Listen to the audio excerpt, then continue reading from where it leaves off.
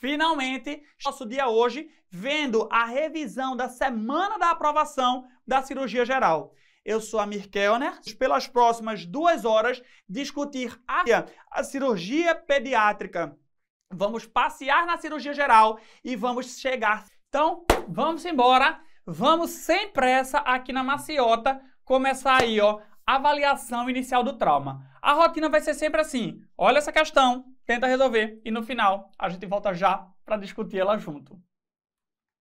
Pessoal, quando a gente for falar de avaliação primária, você vai fazer aqui comigo, ó. É o A, B, C, D, E. Sempre em que o A, lembra, a gente vai fazer a avaliação das vias aéreas. O B, a avaliação da respiração do paciente.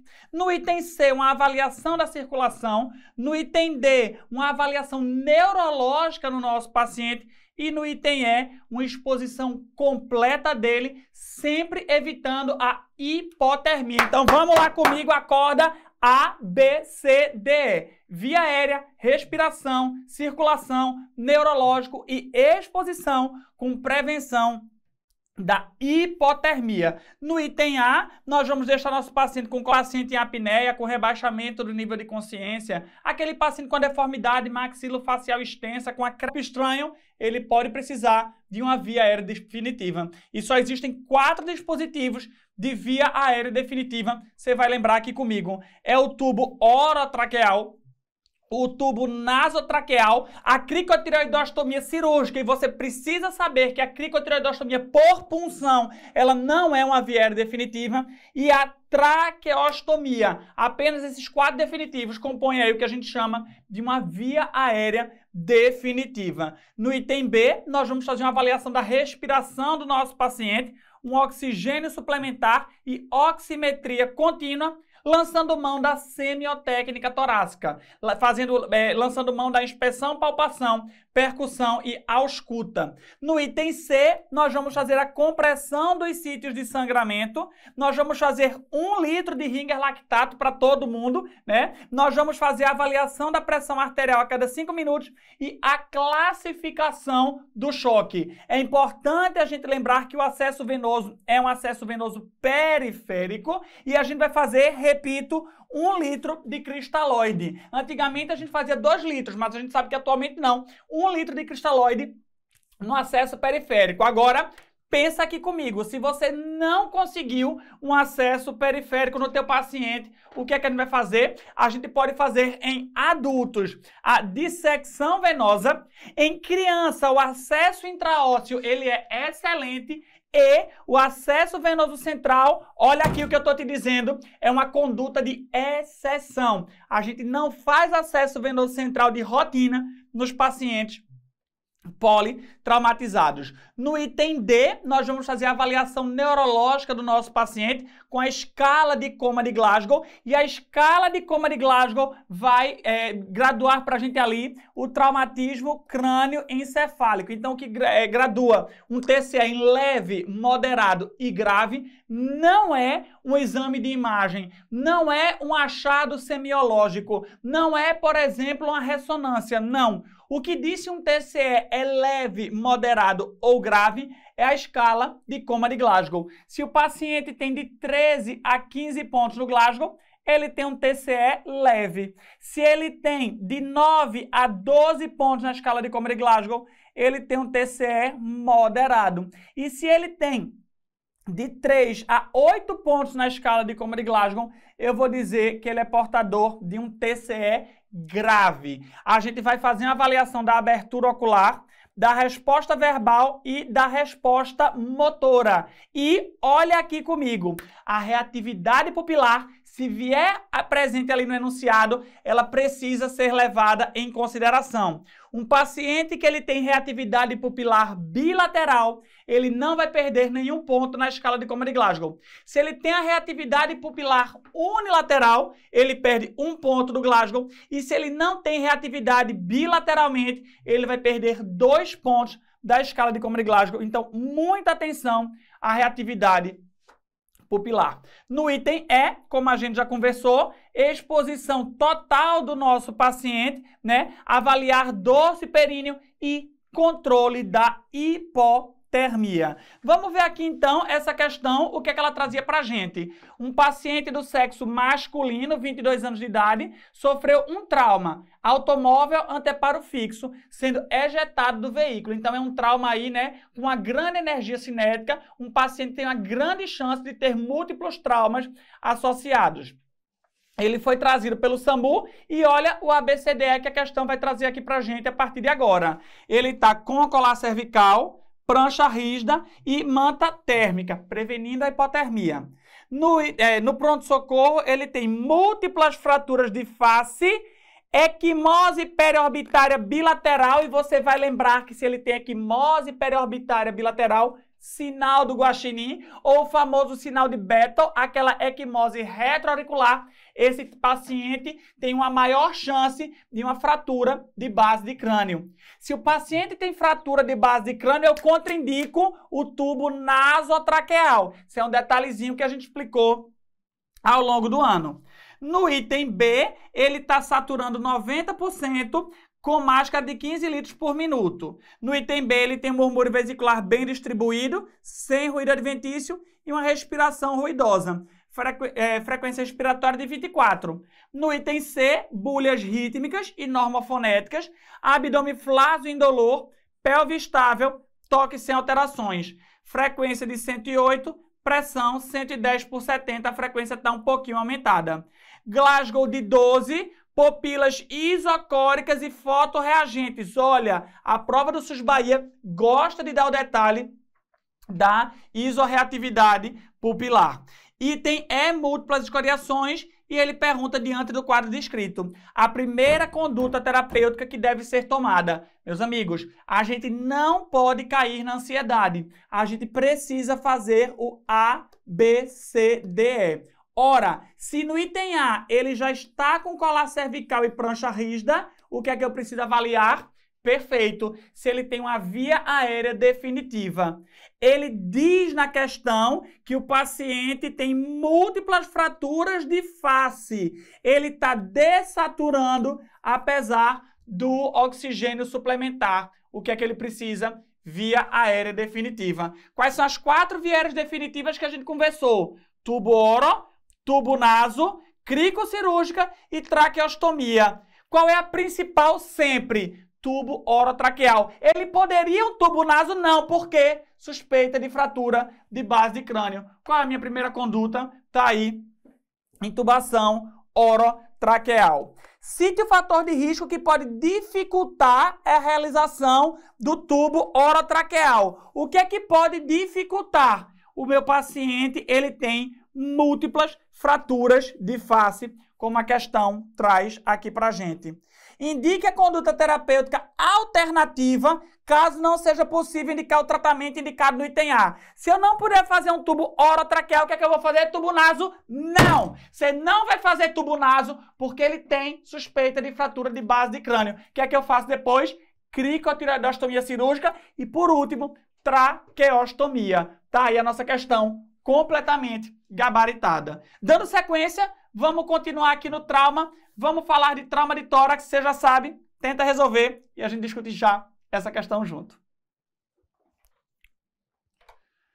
Meus amigos, vamos focar nas principais patologias do trauma de tórax. O que o SUS Bahia pode cobrar da gente e eventualmente já cobrou. Pneumotórax simples. O que é um pneumotórax simples? Perfeito, você já sabe. Pneumotórax simples é a coleção de ar entre as pleuras. Ele pode ser causado de forma espontânea ou então causado ali por um trauma. Então, pneumotórax simples, ar entre as pleuras. O que é que o paciente vai ter no enunciado? Uma diminuição do murmúrio vesicular e uma dor ventilatória dependente. Então, ele tem um trauma, diminuição do murmúrio vesicular e uma dor ventilatória dependente. É assim que a questão vai trazer um pneumotórax simples para a gente. O tratamento expectante ele pode ser considerado, mas se o nosso paciente ele tem um grande pneumotórax, se aquele pneumo está aumentando, se ele vai ser colocado em ventilação mecânica, transportado por via aérea, aí eu preciso fazer uma drenagem torácica em selo d'água. Na radiografia, aqui a gente tem mais de um atomo, mas na radiografia, o que é que eu vou procurar? Eu vou ver aquele meu pulmão em que a trama vascular pulmonar não chega até a periferia. Olha esse hemitórax aqui, a trama chegando, percorrendo toda a periferia. Olha o lado esquerdo aqui do nosso, olha o lado direito, desculpa, do nosso paciente. A trama, ela está amputada. Eu tenho ar entre as pleuras, eu tenho aí o diagnóstico de um pneumotórax simples. E se não for um pneumotórax simples, o que é que eu posso ter? Um pneumo hipertensivo. Segundos atrás, eu te dizia que no paciente que tinha um pneumotórax simples, se ele fosse colocado em ventilação mecânica, eu precisava drenar o tórax do meu paciente. E por que eu preciso drenar o tórax do meu paciente se ele for colocado em ventilação mecânica? Porque o aumento da pressão respiratória na ventilação mecânica pode aumentar a pressão intratorácica, desviando o mediastino contralateralmente. E esse desvio mediastinal contralateral pode fazer um quadro de choque, de desvio de traqueia, de turgor jugular. Essa é a clínica que a questão pode trazer para a gente. O diagnóstico, repito, é um diagnóstico clínico. Eu não posso fazer uma radiografia para dar esse diagnóstico. Ora, meu paciente está chocado, meu paciente está morrendo. E como é que eu vou agir? Eu vou fazer uma toracocentese no quinto espaço intercostal, seguido de uma drenagem torácica em selo d'água. Dando sequência, tórax instável. O tórax instável é causado por um traumatismo contuso com fratura de arcos costais. Mas olha, não é qualquer fratura de arco costal que pode causar um tórax instável. Estou morrendo de calor. O paciente, para ter um tórax instável, ele vai ter múltiplas fraturas de arcos costais. Esses arcos costais precisam ser consecutivos, pelo menos 2, e cada arco costal tem que ter ao menos 2 pontos de fratura. Então, se eu tenho 2 arcos costais consecutivos e cada arco costal com 2 pontos de fratura, eu posso ter um tórax instável. A clínica que o paciente apresenta é uma clínica de respiração paradoxal. É aquela caixa torácica fazendo uma respiração paradoxal. E o tratamento, eventualmente, até um tratamento cirúrgico, mas de rotina, nas provas de residência, na prova do SUS Bahia, o tratamento é um tratamento expectante, com um suporte ventilatório, analgesia, evitar a hiperidratação, fazer fisioterapia, eventualmente a ventilação mecânica. E por que eu preciso evitar a hiperidratação? Acontece que o paciente com tórax instável, aquela fratura dos arcos costais, ela pode ter sido tão forte, mas tão forte, que ela transmitiu a energia ao parênquima pulmonar, fazendo uma contusão pulmonar. Se esse parênquima pulmonar está contundido, ele está ali extravasando líquido. Se eu aumentar a pressão hidrostática dentro do meu vaso, eu vou extravasar ainda mais líquido para o meu pulmão, que já não está fazendo uma boa troca gasosa. E o hemotórax? O hemotórax é mais comum no trauma penetrante com lesão vascular. E Titio vai dizer um detalhe para vocês. Na nossa prova, um paciente com trauma de tórax e diminuição do murmúrio vesicular, ele tem 2 hipóteses. Ou o nosso paciente tem um pneumotórax, ou o nosso paciente tem um hemotórax. Se ele tem diminuição do murmúrio vesicular e hipertimpanismo à percussão, é um pneumotórax. Se ele tem diminuição do murmúrio vesicular e maciez a percussão, ele tem um hemotórax. Guarda aí esse conceito. E na nossa prova, eu tenho um trauma de tórax, fiz a radiografia e vejo um nível hidroaéreo, aquilo ali é um hemotórax.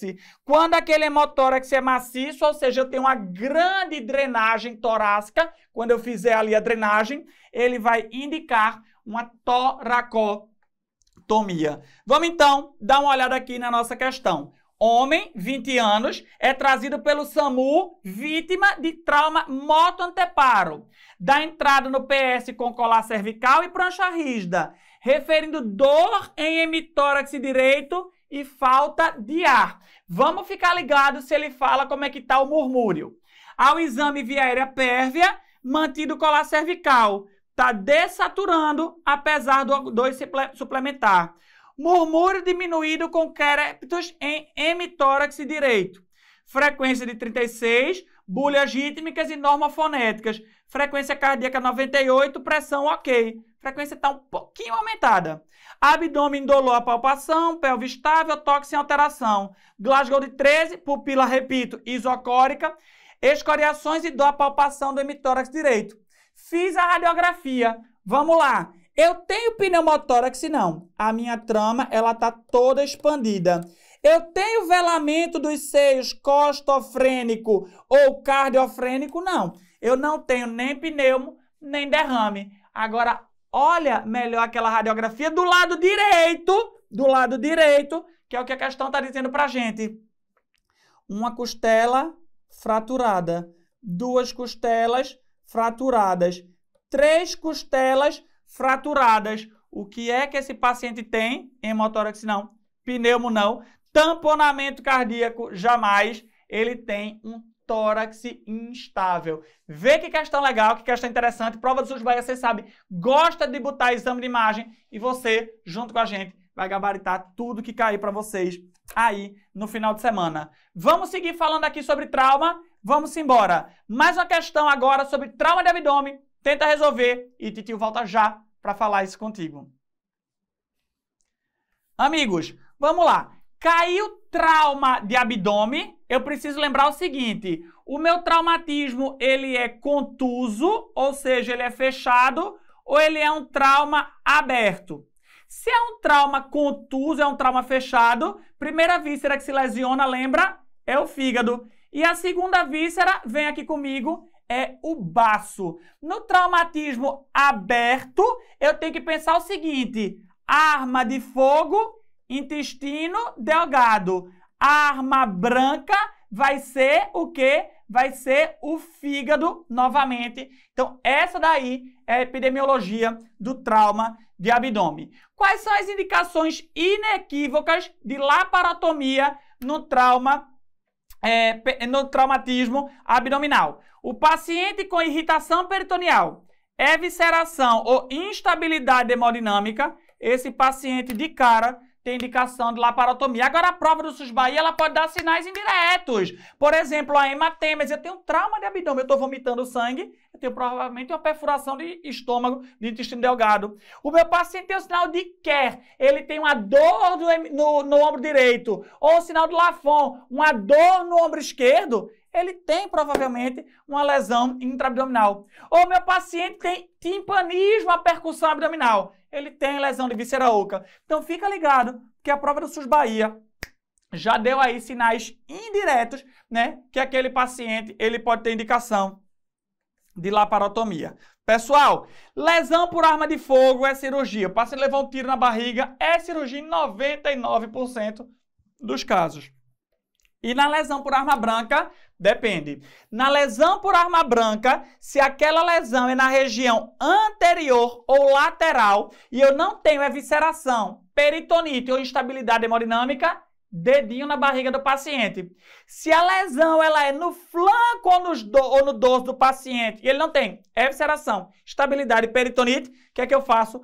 Tomografia com triplo contraste. E no trauma abdominal fechado, no trauma abdominal contuso, como é que eu vou definir se existe ou não lesão? Depende de quê? do nível de consciência do meu paciente, se o meu paciente é confiável ou não confiável. No paciente que eu digo confiável, que ele está acordado, estável, sem outras lesões, o exame físico abdominal, ou seja, a presença ou ausência de peritonite, vai indicar ou contraindicar uma laparotomia. Se o meu paciente é não confiável, se ele está ali comatoso, alcoolizado, eu vou precisar de exames complementares. E que exames complementares são esses que a prova vai cobrar para a gente? É o lavado peritoneal diagnóstico, que ele vai ser indicado numa contusão abdominal com exame físico não confiável, já falei para vocês, ou então num paciente com choque sem causa aparente, pode ser o abdômen ou não. Lavado peritoneal diagnóstico. Problema, não avalia lesão retroperitoneal. Próximo exame que eu posso lançar mão, EFEST, ultrassom do trauma à beira-leito. É excelente, é muito cobrado em prova de residência. Avalia espaço subhepático, subdiafragmático esquerdo, pelve, pericárdio e espaços pleurais. Procurando o que, basicamente? Procurando líquido. Normalmente é líquido que eu vou procurar neste meu exame. Agora, a grande estrela do trauma abdominal é a tomografia de abdômen. É a tomografia de abdômen com contraste oral e venoso. É o exame mais acurado para esse tipo de trauma abdominal. Ele avalia retroperitônio, ele avalia pneumoperitônio, ele avalia o órgão que está traumatizado e gradua a minha lesão. Porém, a tomografia de abdômen tem um grande porém, que é a necessidade de estabilidade hemodinâmica. Num paciente instável hemodinamicamente, eu não posso lançar mão da tomo de abdômen. Eu vou partir ali provavelmente para a laparotomia, porque, repito, a grande contraindicação deste exame é a instabilidade hemodinâmica. Homem, 20 anos, trazido pelo SAMU ao pronto-socorro, queda de moto. Paciente da entrada com colar cervical em prancha rígida, dor em ombro direito, sinal de Kerr, região escapular direita e em abdômen. Via aérea pérvia, colar cervical, Saturno 97, 15 litros. Murmúrio vesicular bem distribuído, sem ruído adventício, tem nada no tórax. Item C, bulhas rítmicas normofonéticas, pressão ok, frequência cardíaca ok. Abdômen com dor palpação, principalmente em hipocôndrio direito. Glasgow 15, pupila isofoto, reagente. Escoriação em tórax. Meus amigos, se o meu paciente tem um trauma contuso, as duas vísceras mais comumente lesionadas são baço e fígado. Se o meu paciente tem uma dor no ombro direito, ele tem o famoso sinal de Kerr, provavelmente ele tem uma ruptura esplênica. 1, pela estatística, 2, pelo sinal clínico que a prova traz para a gente. Gabarito da questão, alternativa C. Vamos dar sequência falando ainda sobre trauma. Tenta resolver essa questão e eu volto já para a gente discutir ela junto. Queridos, quando a gente vai falar de queimadura, eu preciso graduar o grau da minha queimadura. Queimadura de primeiro grau, tá aqui, olha, o paciente passou o dia lá no Pelourinho. Passou o dia quarando depois de ir para a Praia do Forte. Vai chegar toda bronzeada. Vai fazer uma queimadura de primeiro grau. O que é que essa paciente tem? O coelhinho da Playboy. Não. Qual é o achado clínico que ela tem? Perfeito. Ela tem uma hiperemia, é uma queimadura eritematosa. Esta lesão é limitada à epiderme. Lembra, você tomou um sol danado, aquilo dói ou não? Dói. Passa a toalha para tu ver. Dói. É uma queimadura dolorosa e ela empalidece a compressão. Isso é clássico de ser visto na paciente com queimadura de primeiro grau. Na queimadura de segundo grau, eita, ficou pior ainda, porque essa daqui foi para a Praia do Forte e ela não se contentou com sol, ela passou o quê? Ela passou cenoura e bronze, ela passou piche, ela passou óleo de cebola, Coca-Cola, óleo de beterraba para ficar assim, ela quarou no sol. A queimadura de segundo grau, ela por característica atinge a derme, ou a derme superficial, na queimadura de segundo grau superficial, ou a derme profunda, na queimadura de segundo grau profunda. E a grande característica da queimadura de segundo grau é a formação de bolhas. É uma paciente que faz bolhas ali na sua queimadura. A queimadura de terceiro grau, ela passa da derme, ela atinge o tecido celular subcutâneo, ela atinge músculo, ossos, tendões, a pele fica com aspecto de couro, de cera e, por característica, ela é uma queimadura indolor, porque ela queimou também as terminações nervosas daquele nosso paciente. A avaliação inicial e o tratamento é como um paciente politraumatizado, A, B, C, D, E. E o que é que vai ter um pouquinho de diferente aqui? No item A, cuidado com lesão de via aérea, queimadura de vibrícias nasais, queimadura e hiperemia de orofaringe, escarro carbonáceo. No item B, cuidado com as escaras torácicas circunferenciais que podem impedir a expansibilidade torácica. No item C, uma reposição volêmica agressiva. Te explico já como é que eu faço. No item D, avaliar confusão mental. Intoxicação por monóxido de carbono pode rebaixar o nível de consciência. E no item E, cálculo da superfície corporal queimada. Ai, que desespero! Ai, bota a mão na cabeça, se desespero.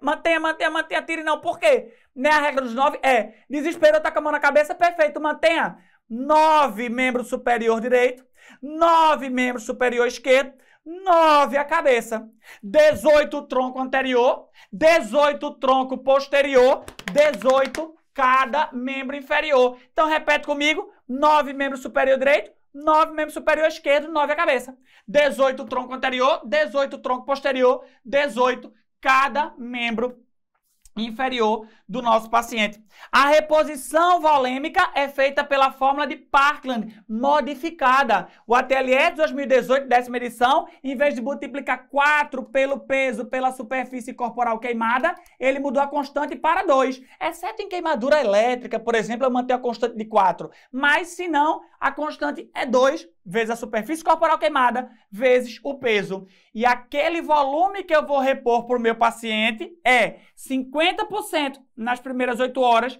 50% nas próximas 16 horas. E atenção, caso passe 1, 2 ou 3 horas do início, eu vou subtrair das minhas 8 horas e fazer no que falta para completar 8 horas. Tudo bem? E avaliar a diurese do paciente para pensar em ajustes na reposição. Este líquido é o soro Ringer lactato que nós vamos utilizar.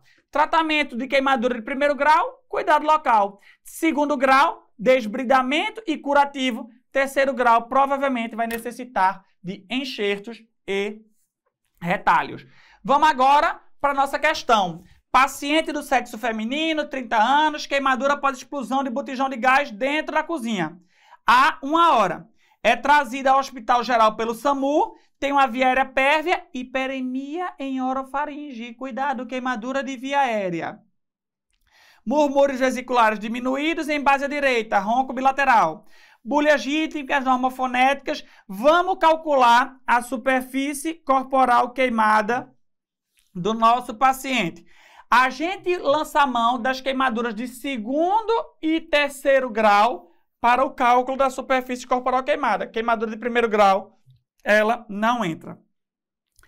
Segundo grau, em região anterior da cabeça e pescoço. Se é na região anterior, não é a cabeça toda, é 4,5. Mais.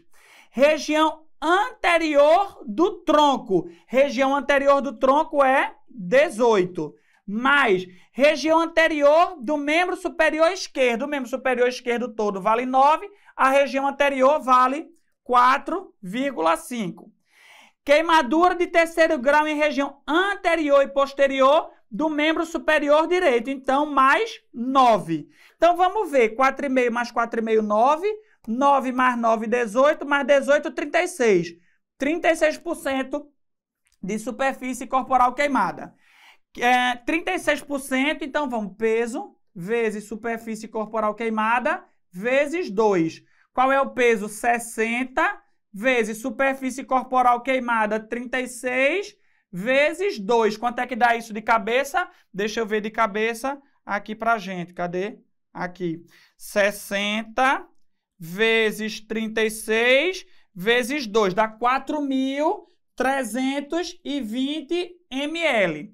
Ele diz, ó, com a TLS 10ª edição, a solução cristalóide nas primeiras horas, quanto vai ser? Então, 4.320 dividido por 2 dá 2.160. Dividido por 8. Dividido por 8 dá 270. Letra A. Oxente. Oxente, será que eu errei? Claro que não, animal! Ele disse lá em cima que já passou 1 hora. Se já passou 1 hora, eu não tenho 8 horas para fazer a reanimação do meu paciente. Eu tenho, perfeito, 7 horas. Aí agora vai, ó. 2.160 dividido por 7, 308 ml por hora. Gabarito da questão, alternativa C. Olha a casca de banana, que é a prova do SUS Bahia botou pra gente. Caia na do SUS Bahia, viu, seu desavisado? Vamos lá, vamos falar agora sobre doenças litiásicas das vias biliares. Tenta fazer essa questão e eu volto já para discutir ela contigo.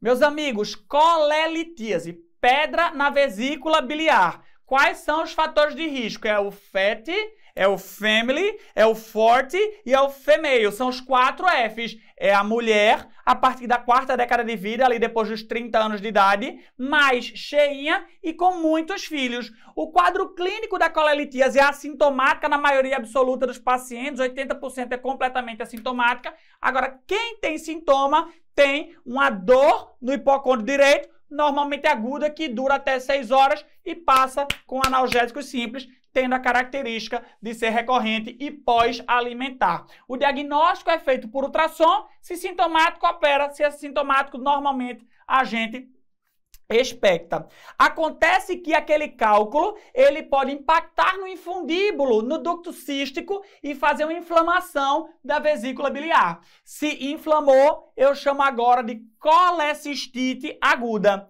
A clínica mudou e você vai lembrar comigo. É uma dor em hipocôndrio direito que normalmente passa de 6 horas. O paciente tem febre, leucocitose e o famoso sinal de Murphy. A parada da inspiração, a compressão do ponto cístico. O diagnóstico é feito através do ultrassom e a gente vai ter o quê? A gente vai ter aquela vesícula espessada, a gente vai ter líquido, o cálculo impactado, a vesícula distendida, o sinal de Murphy ultrassonográfico. É assim que eu dou o diagnóstico. Como é que eu trato? A analgesia, dieta zero, antibiótico. Se o meu paciente chegou nas primeiras 48, 72 horas, ele vai para a sala de cirurgia para colecistectomia. Se ele chegou após esse período, antibiótico, cirurgia postergada. E se ele chegou instável hemodinamicamente a ponto de não aguentar uma cirurgia, colecistostomia percutânea. É assim que eu vou tratar um paciente com colecistite aguda. Paciente sexo feminino, 34 anos, procura o pronto-socorro com dor em abdômen superior a 12 horas. Mulher, 4ª década de vida, dor em abdômen superior a 12 horas, passou das 6 horas. Náusea, vômito, hiporexia e piora após a alimentação. Quadros prévios, olha aí a recorrência, após libação alimentar. Bom estado geral, corada, temperatura de 38, frequência aumentada. Não é uma colelitíase, 12 horas, febre, taquicardia, ausculta cardíaca e respiratória sem alterações. Flácido e com dor de forte intensidade a palpação do hipocôndrio direito. O que é que ele tem? Colecistite aguda. O que é que eu vou fazer? Antibiótico e cirurgia. Inibidor de bomba de próstata. Ele tem aí uma úlcera. Ele tem uma síndrome dispéptica. Claro que não. Ele tem colecistite aguda. Observação e tratamento sintomático. Não, velho, deixa a vesícula apostemar e o paciente morrer. Claro que não. Internar em UTI. NPT, o que é que ele tem? Vai fazer NPT? Não. Ele tem a colecistite aguda, antibiótico e colecistectomia. Mais um assunto. Tenta resolver essa questão e eu volto já para a gente discutir ela junto. Quadro clínico da apendicite aguda. Olhei para o enunciado do SUS Bahia, é apendicite aguda. Dor abdominal, periumbilical com posterior migração para a fossa ilíaca direita. Desculpa, a prova vai trazer anorexia, é um sinal bastante comum. No laboratório, eu procuro leucocitose e o paciente normalmente tem uma febre baixa e sem calafrios. É isso que a gente vai ter ali no quadro clínico. O diagnóstico, atenção ao conceito, é um diagnóstico clínico. O raio-x pode mostrar uma apendicolite, uma pedrinha de cocô. Eu nem vou procurar por isso, porque a prova nem vai botar. Agora, no ultrassom, eu posso ter um apêndice espessado de tamanho, com abscesso periapendicular. Olha ele aqui no outro corte, transversal, aumentado de tamanho. E na tomografia, o que é que eu vou procurar? Na tomografia, uma alça espessada em fossa ilíaca direita em fundo cego. E aqui eles ainda foram além. Eles injetaram contraste, o contraste corou o cólon direito, mas olha, não entrou no apêndice. E por que não entrou? Porque o lume apendicular está obstruído. É assim que eu preciso pensar na nossa prova. O tratamento antibiótico em fases iniciais, profilático em fases mais avançadas, terapêutico, cirurgia de preferência laparoscópica. E se meu paciente tem um quadro mais arrastado, 5, 7 dias de doença, ele está com tudo bloqueado, ele tem um plastrão apendicular, eu vou fazer antibiótico e adiar a cirurgia para um segundo momento. Caso haja abscesso associado, eu dreno também aquele abscesso. Paciente sexo feminino, 30 anos, elevado ao PS com dor em abdômen inferior, de moderada intensidade a 12 horas. Hiporexia, anorexia, náusea e vômito, nega outros sintomas e comorbidades. Bom estado geral, corada desidratada, frequência aumentada, pressão ok. Tá fazendo febre. Então, veja, dor em abdômen inferior, hiporexia e febre.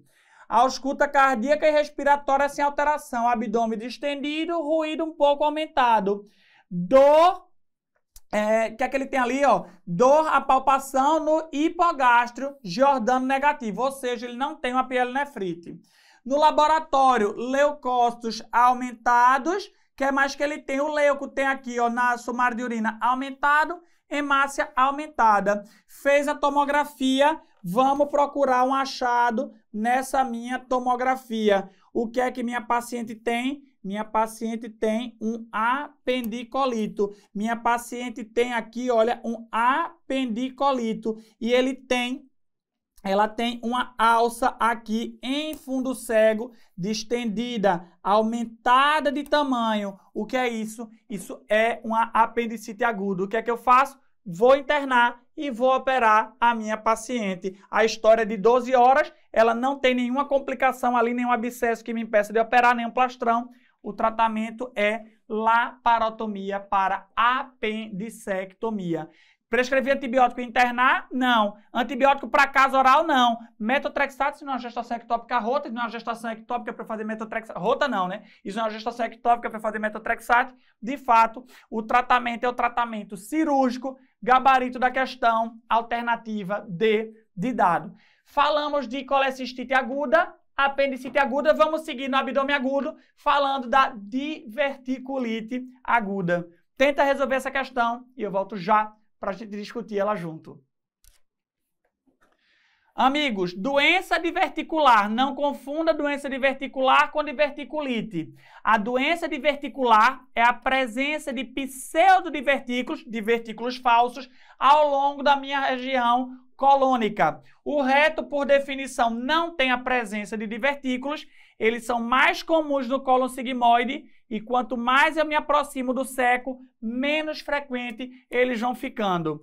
Característica desses divertículos que você vai lembrar comigo. Divertículo do sigmoide do cólon esquerdo, ele inflama. Divertículo do cólon direito, ele sangra. Então, essa característica, ela é bem curiosa e encontrada nas nossas provas. Sempre reforçando que doença diverticular é doença de pessoas mais velhas. Eu sempre digo que o quadro clínico da diverticulite aguda é a apendicite do lado esquerdo do abdômen num paciente mais velho. É febre, leucocitose, dor em quadrante inferior esquerdo. Na prova, é um idoso com dor na fossa ilíaca esquerda. É assim que você vai raciocinar. Lembrar do diagnóstico, pega a história clínica para levantar tuas orelhas.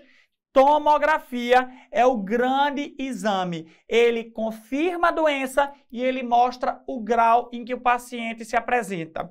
Para o diagnóstico da doença diverticular, o enema opaco e a colonoscopia são os melhores exames, porque eles mostram a anatomia daquela região. Entretanto, pensa aqui comigo, se o meu paciente tem um processo inflamatório peridiverticular e eu aumentar a pressão com o enema opaco com a colonoscopia, eu vou perfurar aquele meu divertículo. E a perfuração do divertículo pode piorar, agravar o quadro, o estadio em que ele se encontra. Então, no quadro agudo, tomografia, não fazer enema contrastado, não fazer colono nas formas agudas. Dando sequência, vamos fazer a classificação de Rinchey e você vai pensar aqui comigo. Se meu paciente começa incipientemente uma diverticulite aguda, ele tem um abscesso pericólico, um abscesso peridiverticular. Ô Dimas, agora raciocina aqui comigo. Se aquele processo inflamatório ele for piorando, o paciente agora tem um abscesso pélvico, um abscesso à distância. Dimas, se eu piorar ainda mais aquele paciente, o que é que vai acontecer? Perfeito! Aquele abscesso ele vai perfurar e fazer uma peritonite purulenta. E o pior dos mundos que esse paciente pode ter é uma peritonite fecal. É cocô, é merda, fezes, bosta espalhada por toda a cavidade peritoneal. Então, diverticulite Rinchey 1, abscesso pericólico, peridiverticular. Rinchey 2, abscesso pélvico, abscesso à distância. Rinchey 3, peritonite purulenta. Rinchey 4, peritonite fecal. Como é que eu trato? Depende do grau. No Rinchey 1, antibiótico em casa. No Rinchey 2, com abscesso menor que 2 centímetros, eu posso tratar ambulatorial. Se o abscesso crescer ou for maior que 2 centímetros, aí eu preciso de punção e drenagem. Rinchey 3 e Rinchey 4, obviamente, cirurgia de cara para esses nossos pacientes. Vamos então agora tentar resolver a questão. Agora ficou fácil, vê comigo. Feminino, 65 anos, procura o pronto-socorro com dor abdominal há 2 dias. Mulher idosa com dor abdominal há 2 dias. É portadora de hipertensão e diabetes. Corada desidratada com febre, taquicárdica. Abdômen globoso às custas de panículo adiposo. Dor à palpação profunda de fossa ilíaca direita. Agora lascou, porque ele disse que era na fossa ilíaca esquerda. Calma, venha comigo, continue. Feita a tomografia, olha aqui, o que é que eu tenho? Na fossa ilíaca direita, a gente tem um grande abscesso. A gente tem uma região aqui completamente inflamada. Meus amigos, num paciente mais idoso com essa inflamação na região do abdômen, eu vou pensar em apendicite aguda ou em diverticulite aguda nessa faixa etária. Nessa faixa etária, a gente vai pensar mais em diverticulite aguda do seco. Gabarito da questão, alternativa B de bola. Saindo um pouquinho de abdômen agudo, vamos falar de um tema que a prova do SUS Bahia adora. Doença da próstata. Tenta resolver essa questão e eu volto já para a gente discutir ela junto. Amigos, câncer de próstata. Quem é que vai ter câncer de próstata? Homem, idoso, com história familiar positiva e de raça negra. Homem, idoso, história familiar e de pele negra são os pacientes mais cobrados de desenvolverem o câncer de próstata. O câncer de próstata vai ser diagnosticado com a ultrassom transretal mais biópsia. Entretanto, eu não vou sair biopsiando a próstata de todo mundo. Quem é o paciente que vai para a ultrassom com biópsia da próstata? O paciente com toque retal suspeito, eu toquei, tem um nódulo endurecido, ou um paciente com um PSA muito alto. Nesses pacientes, eu indico ali a ultrassom e a biópsia da próstata. Screening de câncer de próstata. Eita, negócio controverso. Como é que é feito? Pelo Ministério da Saúde, não realiza-se screening. Pela Sociedade Brasileira de Urologia, homens de 55 a 69 anos ou a partir dos 45, se negro ou história familiar.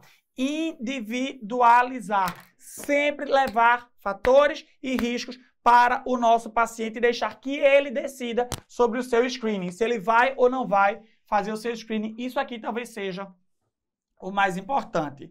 Como é que é feito o tratamento? Depende. Depende se a doença é localizada ou é uma doença metastática. Se o meu paciente, por exemplo, tem uma doença localizada e a sua sobrevida é menor que 10 anos, doença localizada e uma sobrevida pequena, é um grande infartado, é um grande DPOC, 85 anos de idade, faz nada. Vigilância ativa. Agora, o meu paciente tem doença localizada e a sobrevida é maior que 10 anos. Eu posso fazer ou prostatectomia radical ou radioterapia. No paciente que eu vou tratar, ou eu opero ou eu faço radioterapia associada ou não com bloqueio hormonal. Na doença metastática, eu vou fazer o quê? Além do tratamento, eu preciso fazer bloqueio hormonal para esse paciente, com orquiectomia cirúrgica ou medicamentosa. Vamos agora resolver a questão. 65 anos, procura a unidade básica de saúde para consulta de rotina. Não tem sintoma, mas está preocupado com a saúde da sua próstata, já que seu pai teve um câncer de próstata aos 70 anos. Ou seja, ele é homem, idoso e história familiar. O que é que eu posso ter de fator de risco a mais para esse paciente para desenvolver câncer de próstata? A gente discutiu. É ele ser afrodescendente. Completa aí os principais fatores de risco para o câncer de próstata. Dando sequência, vamos falar de acalásia. Tenta resolver essa questão e a gente volta já para discutir esse assunto junto.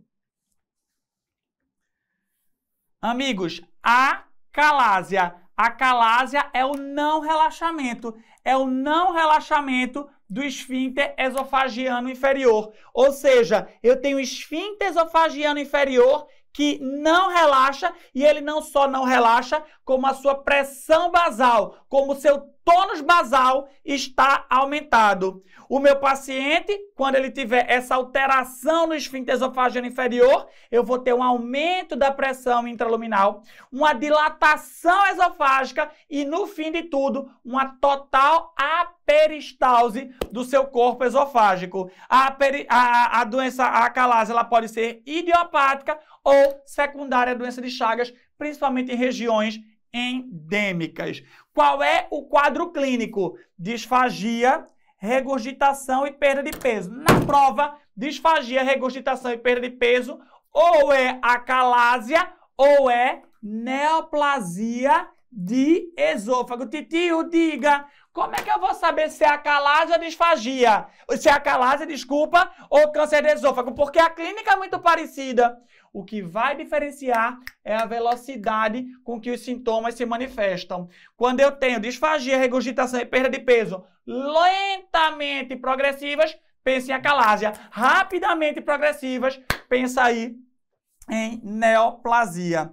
O diagnóstico, meus amigos, tem como padrão ouro a manometria. Ora, se é uma alteração na pressão do esfíncter esofagiano, eu preciso fazer um exame para avaliar a pressão naquele esfíncter e poder diagnosticar. Eu posso fazer também o esofagograma baritado, em que a gente vai ver o afilamento distal e a retenção de contraste, e a endoscopia, ela não vai me dar o diagnóstico, mas ela vai me mostrar complicações daquela nossa patologia. A gente tem aqui a classificação em que eu tenho no grau A um esôfago com dilatação de até 4 centímetros.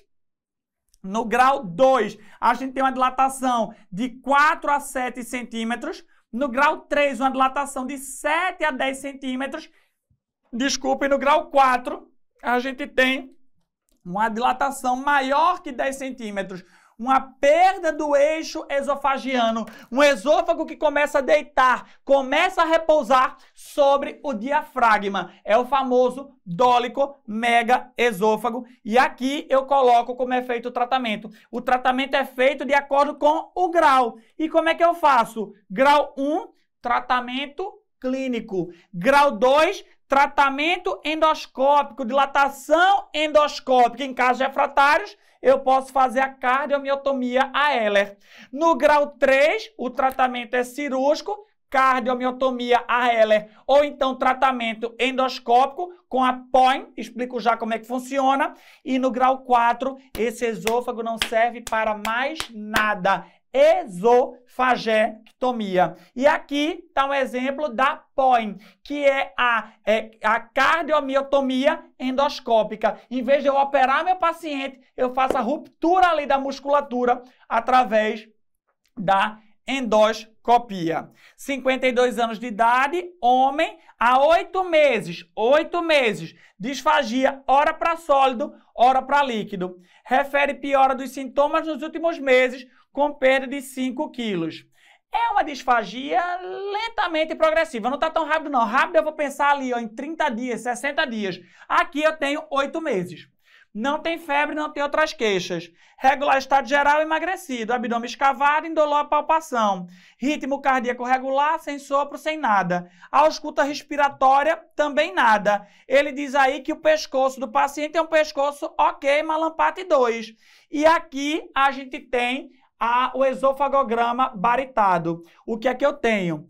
Afilamento distal e dilatação. Dúvida: esse esôfago está perdendo o eixo ou dobrando sobre o diafragma? Não. Ele tem o esôfago aqui com o eixo mantido. Que grau é esse? Ele tem um megaesôfago grau C. No megaesôfago grau C, o que é que eu faço? Cardiomiotomia a Heller. Vamos ver onde é que está a questão. Carcinoma? Não. Megaesôfago chagásico? Talvez.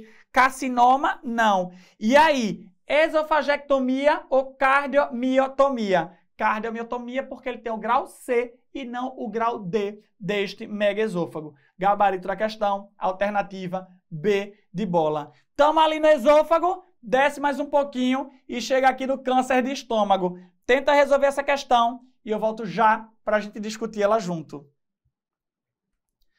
Amigos, câncer de estômago. Para a gente, vamos focar aqui no adenocarcinoma. Vamos focar no adenocarcinoma de estômago e eu preciso falar objetivamente com vocês de algumas classificações. Classificação de Lauren. A classificação de Lauren subdivide o câncer gástrico, o adenocarcinoma gástrico, no subtipo intestinal e no subtipo difuso. O subtipo intestinal é um tumor bem diferenciado.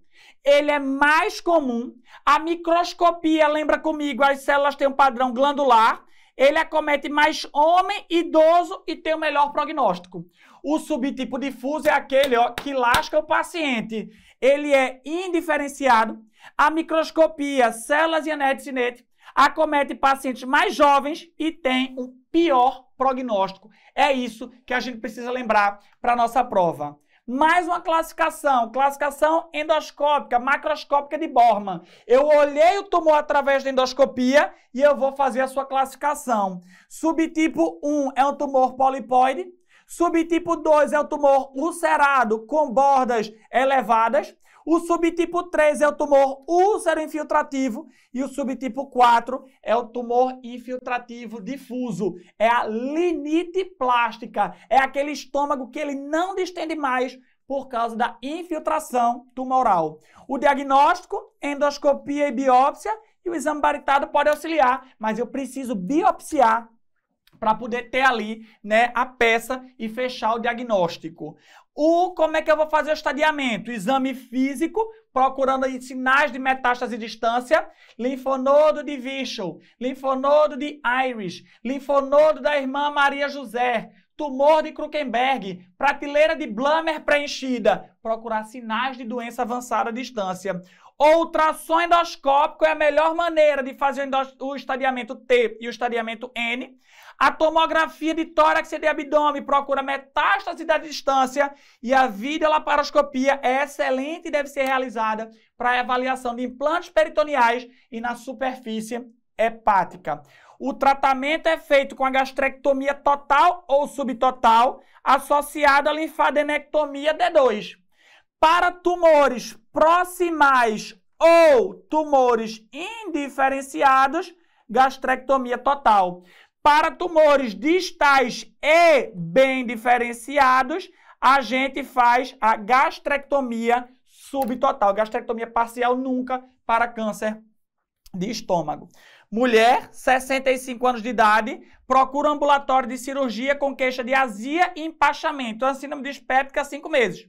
Piorou nas últimas semanas e tem perda de peso. Essa paciente tem indicação clássica de fazer endoscopia. Eu fiz a endoscopia e tá aqui, olha, eu tenho uma lesão no meu estômago. Eu tenho uma lesão já começando a infiltrar. O que é que essa paciente tem? Sem sombra de dúvidas, um câncer de estômago. Gabarito da questão, alternativa B. Mais um assunto, mais uma questão, tenta resolver e a gente volta já para discutir isso junto. Quando a gente olha o tema hérnias, é um desespero na vida de todo mundo. A prova do SUS Bahia nunca tinha cobrado isso. Cobraram ano passado, na prova de 2024, 3 questões, obviamente, interrelacionadas sobre esse assunto. Não foram questões difíceis, então vamos mostrar aqui o basicão que a gente precisa saber se hérnia voltar a cair na prova do SUS Bahia. Lembrar da anatomia, a gente tem a pele, embaixo da pele a gente tem o tecido celular subcutâneo, o músculo oblíquo externo, o oblíquo interno, o músculo transverso e o peritônio. É isso que a gente encontra quando a gente vai de fora até a região mais profunda da parede abdominal. Eu preciso lembrar com você que o músculo oblíquo externo, nele a gente vai ter o orifício inguinal externo e a gente vai ter o ligamento inguinal, formado pelo espessamento da aponeurose do oblíquo externo. A gente vai ter o músculo oblíquo interno e no músculo oblíquo interno a gente vai ter a formação do cremaster, que é aquele músculo que envolve a bolsa escrotal. A gente vai ter o músculo transverso do abdômen. No músculo transverso do abdômen eu tenho a fáscia transversalis e a gente tem também o orifício inguinal interno e lá no fundo o peritônio. A junção das aponeuroses do músculo oblíquo interno e do músculo transverso vão formar o famoso tendão conjunto, um espessamento tendíneo que vai ser muito utilizado ali nos reparos anatômicos das hérnias da região inguinal.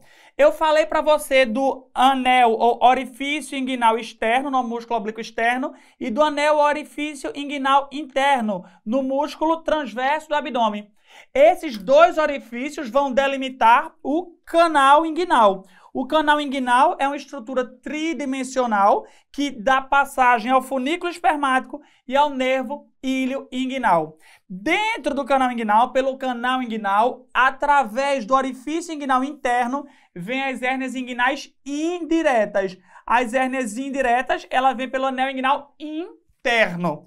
Mostrando aqui um pouco mais da anatomia, eu tenho o ligamento inguinal, que eu te falei, ou ligamento de Pupá, formado pelo espessamento da aponeurose do músculo oblíquo externo.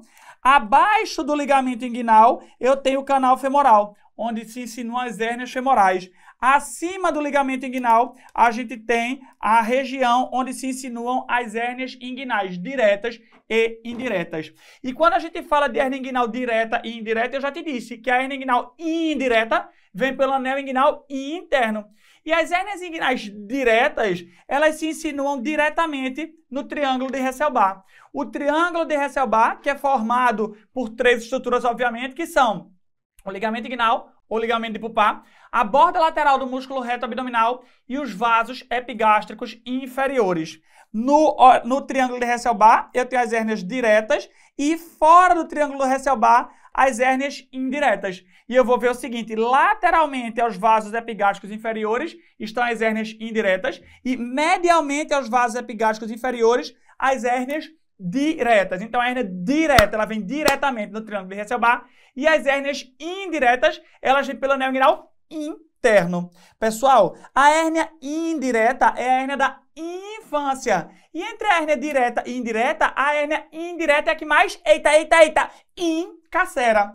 A hérnia direta, ela não é uma hérnia congênita, como é a indireta, ela é uma hérnia adquirida. Ela é uma hérnia do esforço, do paciente mais idoso, daquela pessoa que tem um distúrbio do colágeno. Então, falou em hérnia inguinal indireta, hérnia da infância, é a que mais encacera e é uma hérnia congênita. A hérnia direta, ela está diretamente no triângulo de Hesselbach e ela é uma hérnia adquirida. O tratamento, normalmente, é um tratamento cirúrgico, em que a gente coloca uma tela de polipropileno, uma tela de prolene, e o nome da técnica de escolha é a técnica de Lichtenstein, em que eu uso uma tela. Então eu chamo aqui na intimidade de técnica de Lichtenstein. Nessa técnica, nós fazemos ali um reparo livre de tensão, em que eu vou ter menos dor no pós-operatório e menos chance de recidiva. Lembrando que a hérnia redutiva ela é operada de forma eletiva, enquanto a hérnia estrangulada, aquela com sofrimento vascular, ela deve ser operada de urgência. 35 anos, procura um ambulatório com abaulamento na região inguinal direita há 1 ano, com aumento de tamanho nos últimos meses. Trabalhador rural, ou seja, pega muito peso e é tabagista. Provavelmente essa hérnia é uma hérnia aí adquirida, uma hérnia do esforço. A gente tem na região inguinal direita um abaulamento redutivo à palpação de 2x2, indolor imóvel. Com base nas informações, ele pergunta o quadro clínico do paciente. Lipoma de cordão espermático é extremamente raro. Você vai passar a vida inteira e nunca vai ver um lipoma de cordão espermático. Hidrocele. Para eu falar de hidrocele, eu tenho que falar de transiluminação positiva, né? Pode ser um diagnóstico diferencial, mas a questão tinha que citar para a gente uma transiluminação positiva. Um testículo ectópico. O testículo, quando é ectópico, ele não está palpável na bolsa escrotal, mas ele está ali na região do canal inguinal. A questão não fala absolutamente nada disso para a gente. De fato, sobra para a gente a principal hipótese diagnóstica, a hipótese mais comum, que é uma hérnia inguinal, gabarito, alternativa D. Aí a próxima questão falava o seguinte: qual é a conduta mais adequada para o tratamento deste paciente? E eu vou te dizer um negócio. Um paciente idoso com a hérnia pequena, óligo ou assintomática, eu posso fazer o tratamento conservador. Entretanto, homens, jovens e mulheres não podem ter o tratamento expectante indicado, principalmente esse homem que é um trabalhador rural, ele carrega muito peso. Existe a chance de esse paciente evoluir com o encarceramento e o estrangulamento, motivo pelo qual, de cara, está indicado aí uma hernioplastia inguinal tension-free, sem tensão, para evitar recidivas e dor no pós-operatório. Observação clínica jamais. Shouldice é uma possibilidade cirúrgica, assim como estopar. Na verdade, estopar é para uma hérnia bilateral e recidivada. Shouldice poderia ser a resposta, mas o tratamento padrão é a técnica tension-free, a técnica sem tensão. Por isso, melhor gabarito da questão, alternativa D de dado. Dando sequência, mais um assunto que já caiu mais de uma vez na prova do SUS Bahia. Vamos embora discutir um pouquinho sobre síndrome compartimental. Antes disso, dá uma olhada nessa questão. Pessoal, quando a gente fala de síndrome compartimental ou comportamental ou compartamental, né? Brincadeira, quando a gente fala de síndrome compartimental, a gente está falando de um compartimento que ele é distensível, mas em algum momento aquela sua distensibilidade, ela vai ficar reduzida, ela vai impedir de seguir ali se distendendo. E aí, se eu tenho aumento pressórico num compartimento que ele não se distende mais, o que é que a gente vai ter? Perfeito. A gente tem aumento da pressão naquele compartimento e diminuição da perfusão tecidual. Esse é o grande problema da síndrome compartimental. É um aumento pressórico associado a uma diminuição da perfusão. Quando é que na prova ele vai acontecer mais frequentemente? Em homens jovens que tiverem ali fratura fechada ou imobilização prolongada ou queimaduras circunferenciais em algum membro e após lesões de partes moles, como por exemplo o esmagamento. Então a prova vai falar para a gente de um paciente que tem uma lesão de partes moles, como o esmagamento, vai falar de uma fratura fechada, vai falar de uma imobilização prolongada, vai falar de uma queimadura circunferencial e aquele paciente vai evoluir com diminuição da perfusão tecidual. E como é que eu sei que o paciente tem diminuição da perfusão tecidual? Por causa disso aqui, ó. O paciente tem dor, palidez, diminuição da temperatura, ausência de pulso, parestesia e paralisia. É a regra daqueles PEIs. É o pain de dor, é o palidez, é o poiquilotermia, diminuição da temperatura, é o pulseless, diminuição do pulso, parestesia e paralisia. É assim que você vai pensar na sua prova que o nosso paciente está evoluindo com a síndrome compartimental. O que é que eu vou fazer naquele paciente? Eu vou fazer fasciotomia. Eu vou fazer a abertura dos compartimentos faciais para diminuir a pressão naquela estrutura e, super importante, a gente não vai suturar. A gente vai deixar aquele membro ali fechar por segunda intenção ou terceira intenção. Eu deixo uma parte por segunda intenção, depois eu vou lá e faço a sutura, mas essa sutura tem que ser adiada, obviamente, para não aumentar novamente a pressão naquele compartimento. Paciente do sexo masculino, 22 anos de idade, eu te dei a dica que normalmente era homem jovem, praticante de atividade física regular, participa de uma maratona e de repente ele teve alguma lesão muscular por um esforço muito grande, ele tem dor muscular difusa e edema na perna esquerda. Chamaram o SAMU e chama aqui também que eu tô morrendo de calor e durante a avaliação clínica constatou edema, dor à palpação, parestesia e, além disso, dor na perna, dorsiflexão e extensão dos dedos. Tem palidez, poiquilotermia. O que é que esse paciente tem? Esse paciente tem uma TVP. Claro que não, animal! Nada de TVP! Esse paciente tem uma síndrome compartimental. Ele teve uma lesão muscular por causa do exercício extenuante. Ele evolui com edema naquele membro, aumento da pressão e diminuição da perfusão tecidual. Principal hipótese diagnóstica, síndrome compartimental. Complicação esperada se nenhuma medida for tomada, isquemia tecidual. E o tratamento, fasciotomia. Tá aí a questão toda respondida pra gente. Dando sequência, vamos falar um pouquinho de abdômen agudo. Olha essa questão, tenta resolver e a gente volta já para conversar sobre pancreatite junto. Amigos, falou em pancreatite, eu preciso lembrar que a patogênese é uma autodigestão pancreática. O pâncreas, quando ele produz as enzimas proteolíticas, elas são produzidas em sua forma inativa. Porém, quando a gente tem a conversão da forma inativa para a forma ativa dentro do parênquima pancreático, quando a gente tem a conversão do tripsinogênio, do quimotripsinogênio em tripsina, em quimotripsina, a gente vai começar o processo de autodigestão pancreática, a gente vai começar a ter ali o processo inflamatório daquele parênquima.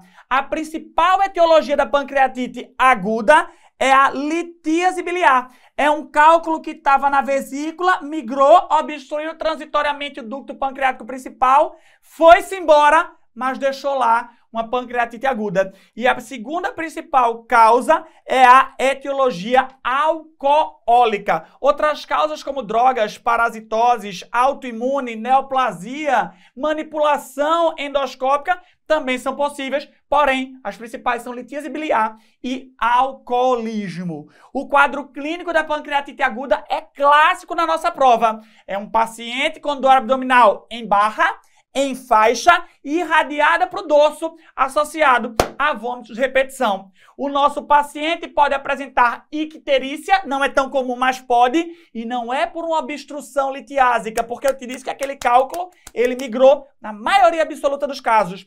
Essa icterícia é por um edema da cabeça do pâncreas. Fora isso, ele pode apresentar febre associada ao processo inflamatório em que ele apresenta. Laboratorialmente, a gente pode utilizar um critério para somar o diagnóstico da pancreatite aguda, que é o aumento da amilase e lipase 3 vezes o limite superior da normalidade. A enzima que sobe agora é a amilase e a que sobe leite, a que sobe depois é a lipase. E o paciente pode ter aumento no leucograma, que não denota necessariamente infecção, e sim inflamação, aumento da PCR, pelo mesmo motivo, e aumento da bilirrubina direta, você já sabe, por edema da cabeça do pâncreas. Ora, o meu paciente tem um quadro clínico de dor abdominal em barra, em faixa, irradiada associada a vômitos de repetição. Laboratorialmente, aumento de 3 vezes o limite superior da normalidade da amilase e da lipase. E, do ponto de vista de imagem, a tomografia com contraste oral e venoso é o grande exame para dar o diagnóstico. O diagnóstico é baseado no tripé, clínica, laboratório e imagem, e toda vez que eu tiver a combinação de 2 desses 3 critérios positivos, eu posso dizer que o paciente é portador de uma pancreatite aguda. Sempre lembrando que a tomografia ela não deve ser feita de forma tão precoce. Espera 48, 72 horas do início dos sintomas para a gente ir lá e tomografar o nosso paciente. E o que é que eu vou achar no exame de imagem? Eu vou achar a famosa classificação de Baltazar, de um pâncreas completamente normal, a pancreatite, o grau A de Baltazar, ou um paciente com edema pancreático, Baltazar B. Quando aquele edema ele vai para a região peripancreática, isso é um Baltazar C. Quando o paciente tem uma coleção única no seu pâncreas, eu digo que ele tem um Baltazar D. E quando ele tem múltiplas coleções intra- ou peripancreáticas, ou então a presença de gás no seu pâncreas, que denota necrose infectada, ele tem um Baltazar E. É isso que eu espero encontrar na tomografia do meu paciente. Para a gente fazer a classificação na pancreatite aguda leve ou grave, vários critérios podem ser utilizados. Entre eles, os famosos critérios de Hanson, em que eu faço na admissão do paciente no hospital e após 48 horas. Preciso decorar? Não, Titi tem uma frase para você. Importante lembrar totalmente da grande lista para evitar sequestro de homens na urca. Que porcaria é essa? Vou mostrar para você agora. I de importante, I de idade, L de lembrar, L de leucograma, T de totalmente, T de TGO, G de grande, G de glicemia, L de lista, L de LDH. Depois de 48 horas, P de para, P de PO2, E de evitar, E de base excess, sequestro de líquido, H de homem, H de queda do hematócrito, urca, ureia, K de cálcio. A prova do SUS Bahia nunca cobrou quanto vale, quais são os pontos de corte, tudo bem? Mas fica ligado, porque eventualmente eles podem trazer para a gente aí essa avaliação. Dando sequência, falar da complicação. A principal complicação é a coleção fluida, que pode evoluir para um pseudocisto.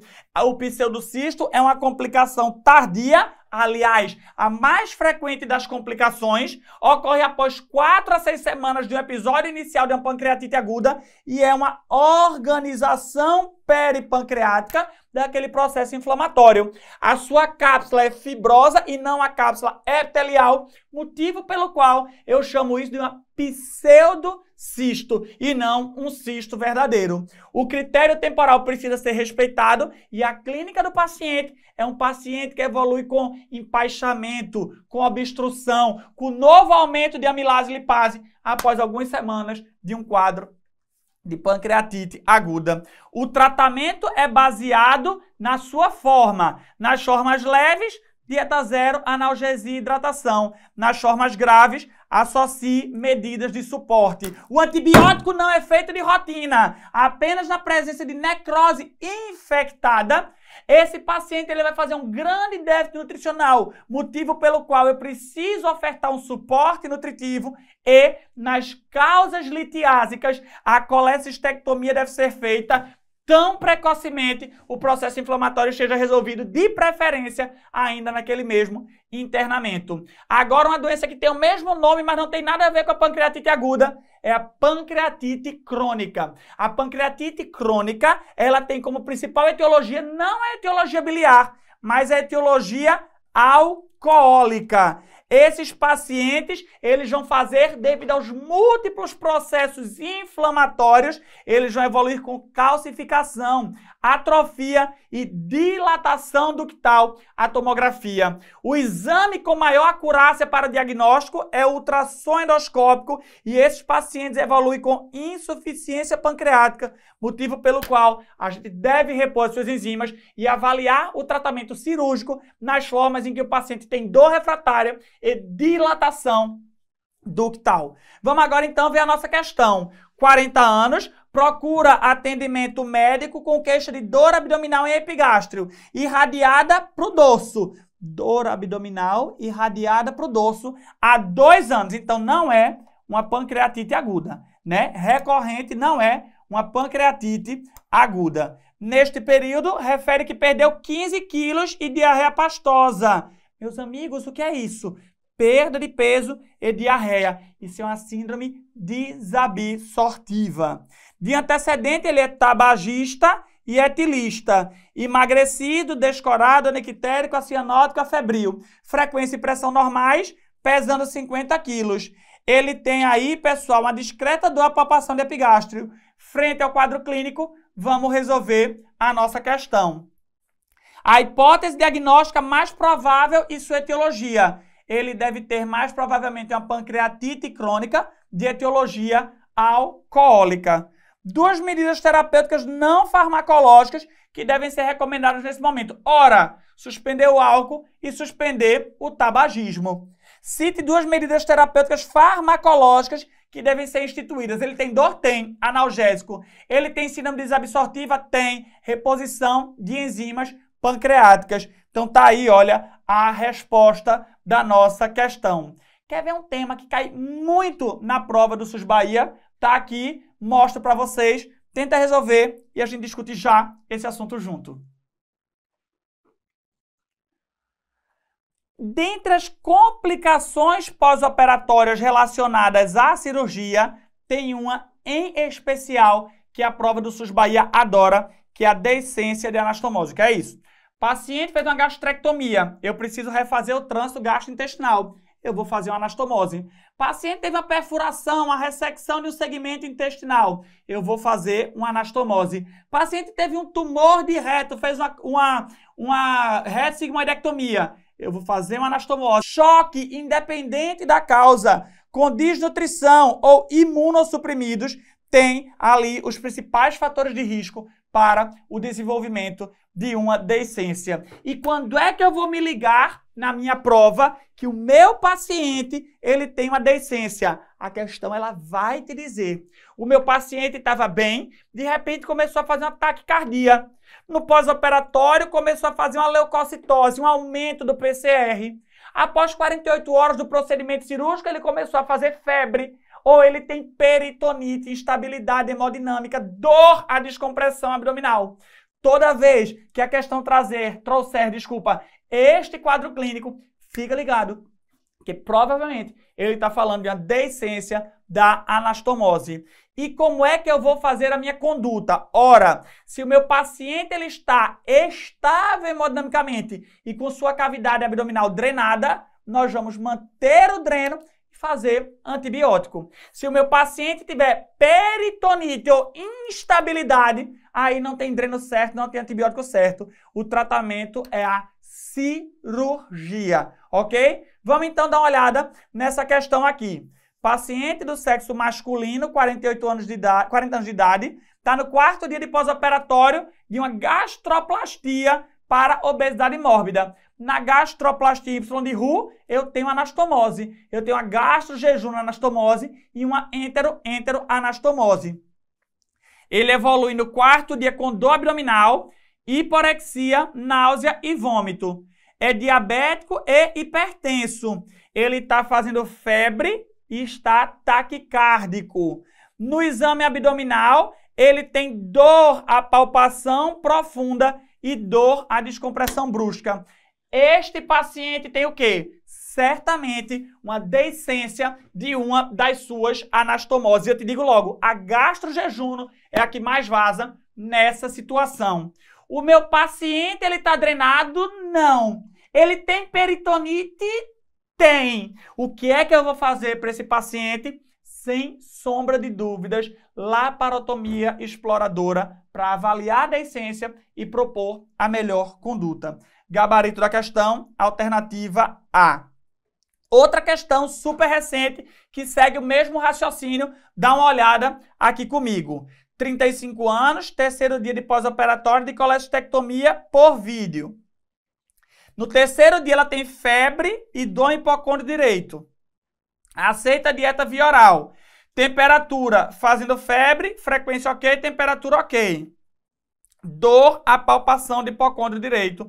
Ausência de dor de descompressão, sem drenagem de secreção, a expressão da ferida operatória. Vamos lá. Principal suspeita, um abscesso intracavitário. Ele não tem uma deiscência da anastomose, porque ele não tem anastomose, mas provavelmente vazou ali o meu ducto cístico. Diante do quadro, qual exame que eu vou solicitar para o paciente? Está instável? Tá. Então eu posso tomografar. E como é que eu vou tratar? Esse paciente não tem peritonite, esse paciente não tem estabilidade, eu posso fazer antibiótico e drenagem da coleção. Vejam aí duas questões muito semelhantes, com condutas completamente diferentes. Dando sequência, mais um tema, tenta resolver a questão e eu volto já para a gente discutir ela junto. Amigos, obstrução intestinal tem muita chance de cair na nossa prova que vai acontecer agora domingo. Como é que eu vou me ligar no enunciado da questão e o quadro clínico das questões do SUS Bahia ajuda muito a gente a responder a nossa prova. No quadro clínico, eu vou ter um paciente com náuseas, vômitos, ausência de eliminação de fezes e flatos e distensão abdominal. Então vamos lá, na prova o paciente tem dor abdominal, o paciente está vomitando, tem ausência de eliminação de fezes e flatos, fica ligado que isso deve ser uma obstrução intestinal. As principais causas na prova estão aqui, ó, aderência, volvo e neoplasia. Entretanto, outras causas precisam ser levadas em consideração e eu vou já discutir ela com vocês. Bridas, aderências. As bridas são a principal causa de obstrução intestinal e elas acometem mais classicamente o intestino delgado. As cirurgias laparotômicas, ou seja, as cirurgias abertas, têm mais chance de desenvolver aderência do que as cirurgias laparoscópicas. A clínica do paciente com aderência é clássica. É um paciente com dor abdominal, distensão, vômitos e ausência de eliminação de fezes e flatos. O meu grande medo de um paciente com aderência é que ele evolua com obstrução total. E como é que eu vou tratar?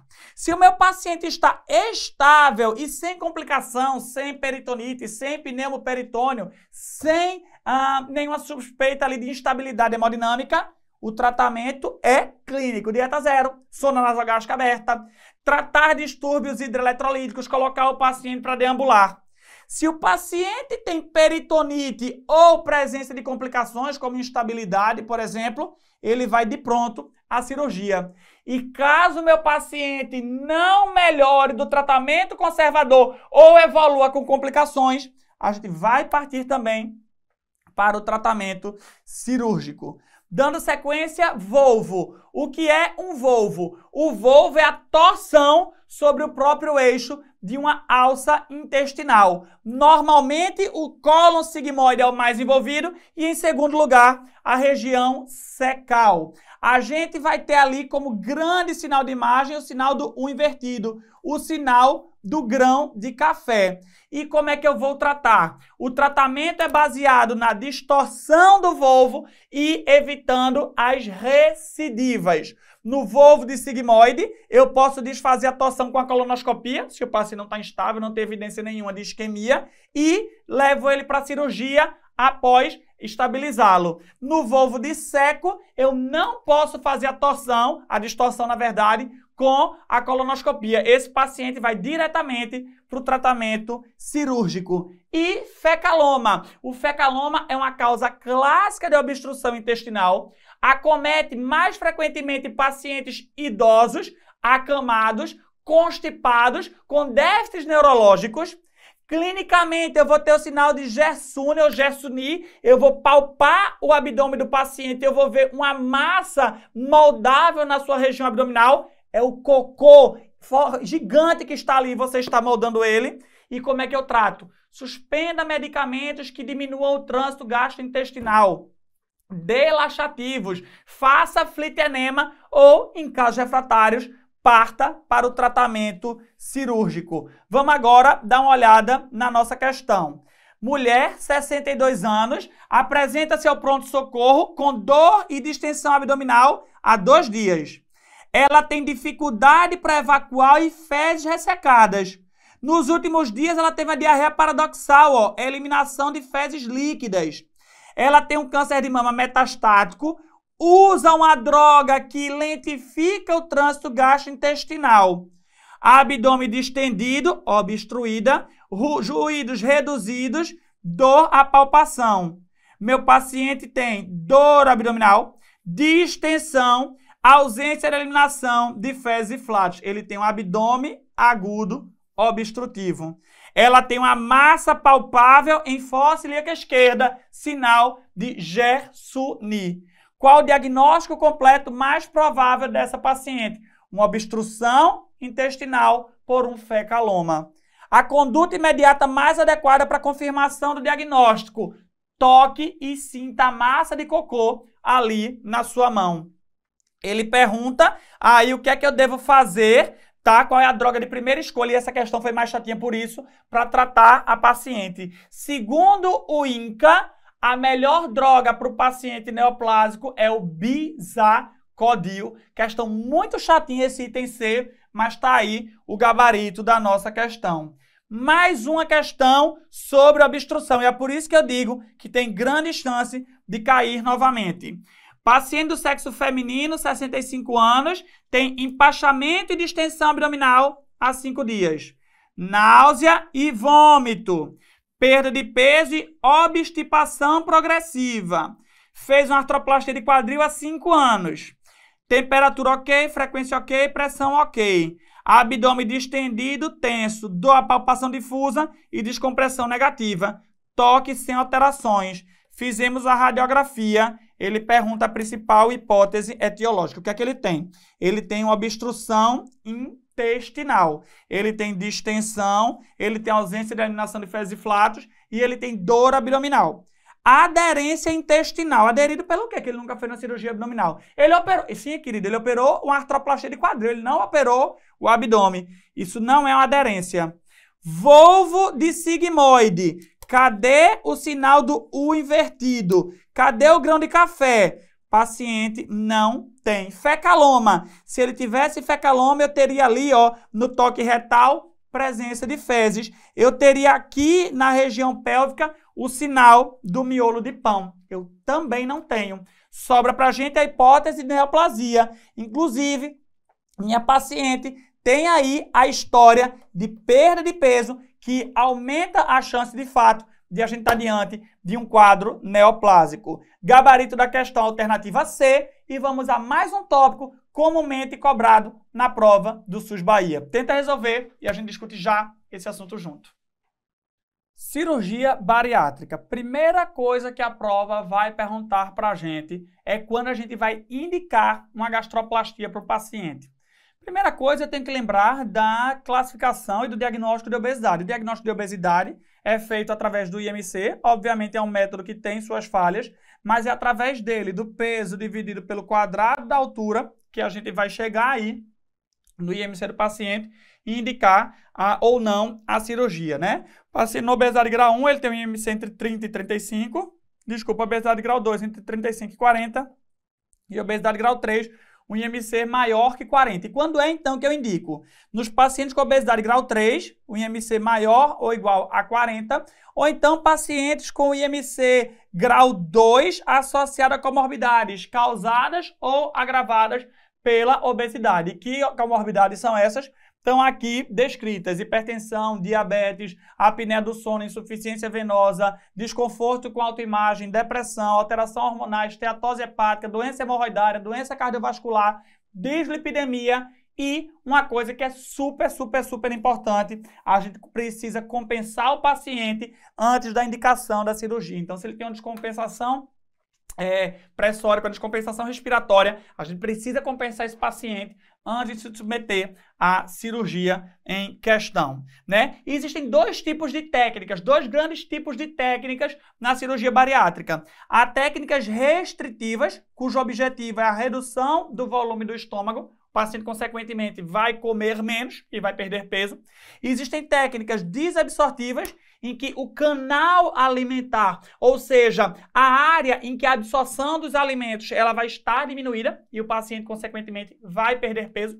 E existem também as técnicas mistas, em que nós temos a junção, né, de técnicas desabsortivas com técnicas restritivas e esses pacientes também vão ter grandes perdas de peso. Primeira técnica que eu trago aqui para vocês é o sleeve. O sleeve é uma técnica basicamente restritiva, em que a gente tira toda essa região da grande curvatura do estômago, deixando um neoestômago pequeno, deixando um estômago tubular, um estômago com uma grande restrição alimentar. Associado a isso, na região do fundo gástrico, nós temos a produção de grelina. A grelina é um hormônio orexígeno, é um hormônio que dá fome. E se a gente tira essa região do fundo gástrico, a gente tem queda na grelina e o paciente vai ter menos fome no pós-operatório. Grande contraindicação do sleeve é a doença do refluxo gastroesofágico prévia. A diminuição do raio de uma circunferência, de um cilindro, aumenta a pressão naquele cilindro. Um paciente que já tem doença do refluxo, quando tiver a pressão intragástrica aumentada, vai piorar ainda mais aquele seu refluxo, motivo pelo qual a doença do refluxo gastroesofágico descompensada é uma contraindicação clássica para o sleeve. A técnica de Scopinaro. A técnica de Scopinaro é uma técnica mista, mas ela tem um grande componente desabsortivo. A gente faz uma gastrectomia horizontal associada a uma pequeníssima área comum, a uma pequeníssima área em que há absorção de alimento. Eu tenho uma grande desabsorção e uma restrição alimentar. É uma técnica mista. A gente tem o switch do adenal, em que a gente faz um sleeve associado no segundo tempo a uma derivação biliopancreática, mais uma técnica que tem uma pequena alça comum, uma pequena área de absorção de alimento, motivo pelo qual tanto o switch do adenal quanto a técnica de Scopinaro praticamente não são mais feitas na atualidade. Quando eu quero fazer uma técnica mista, eu lanço mão do bypass, da cirurgia gástrica de Foley-Capella, da cirurgia de Y de Roux, em que eu tenho um pequeno neoestômago associado a uma área de um canal alimentar, um canal comum, tá? Então eu tenho desabsorção mais menos do que nas outras técnicas e eu tenho a técnica restritiva associada. Então, se quer fazer uma técnica mista, sugiro que seja essa daqui. Inclusive, essa técnica é boa para pacientes com doença do refluxo gastroesofágico, E essa técnica, em alguns casos, podem sim curar o diabetes mellitus tipo 2, tá? Esse paciente aqui, se submeter a essa cirurgia, ele pode ter seu diabetes ali curado, diferente, por exemplo, do sleeve, que não tem tanta interferência sobre o diabetes. 35 anos, foi encaminhado ao ambulatório de cirurgia para tratar a obesidade. Ele tem um ganho de peso nos últimos 8 anos, tem iniciado o tratamento de diabetes hipertenso no mesmo período, ou seja, ele tornou-se hipertenso diabético por causa da sua obesidade. Tem dificuldade para deambulação, dor nas articulações, peso e altura. Vamos ver aqui, meus amigos, qual é o IMC do nosso paciente. Peso, 120, cadê? Deixa eu apagar aqui. 120 dividido por 1.7 dividido por 1.7. Ele tem 41 de IMC, 41,5 de IMC. Quando é que eu indico? Na obesidade tipo 2, que é de 35 a 40, associada a comorbidades, ou no IMC maior que 40, independente de comorbidades. Ele tem IMC de 41, ele já tem indicação e vê, ele ainda tem diabetes, hipertensão, né, associados aí. Então vamos lá, primeira pergunta. 2 medidas preliminares de controle clínico a serem efetivadas no tratamento do paciente. Bom, eu vou tentar perder peso, controlar o diabetes, controlar a hipertensão. Eu vou tentar, como eu disse, dar uma controlada nesse paciente antes de submetê-lo à cirurgia. O diagnóstico, então, ele tem o quê? Ele tem uma obesidade grau 3. Obesidade grau 3. 2 procedimentos invasivos que podem ser utilizados como intermediários antes da cirurgia definitiva. Então, eu posso botar uma banda gástrica, eu posso botar um balão intragástrico, eu posso fazer uma gastrectomia em manga, né? Eu posso tentar fazer ele ter uma grande perda de peso antes de se submeter definitivamente ao procedimento cirúrgico. A questão está aí toda gabaritada. Quer ver mais um assunto que gosta de ser cobrado na prova do SUS Bahia? tá aqui para vocês. É a cirurgia pediátrica. Aqui um exemplo de como eles gostam de cobrar e vamos sim discutir junto alguns temas sobre essa grande especialidade.